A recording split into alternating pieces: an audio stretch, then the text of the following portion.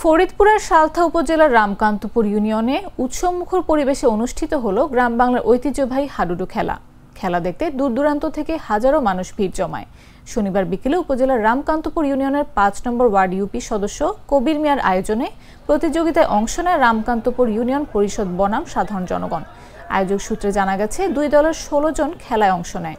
২ রাউন্ডে ৩৫ মিনিট করে খেলা হওয়ার কথা থাকলেও রোমাঞ্চকর প্রতিদ্বন্দ্বিতায় সময় বাড়তে থাকে। প্রতিটি মুহূর্তে মাঠ জুড়ে দর্শকদের উত্তেজনা আর উল্লাসে মুখরিত হয়ে ওঠে। উৎসাহ উদ্দীপনায় ভরপুর ছিল খেলার মাঠ। খেলার শেষ পর্যায়ে রামকান্তপুর ইউনিয়ন পরিষদ দল ১ পয়েন্টে এগিয়ে থাকে।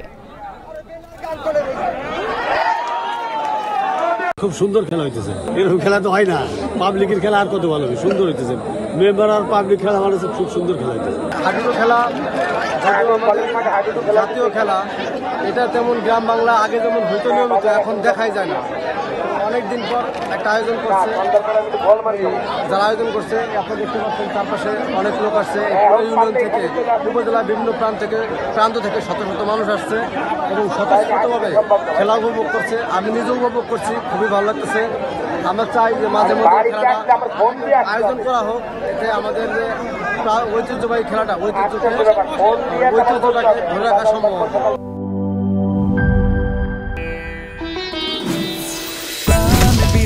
মশলা বেস্ট হবে বেস্ট, এ প্রাণ বিরিয়ানি মশলা টেস্ট হবে বেস্ট, টেস্ট হবে বেস্ট।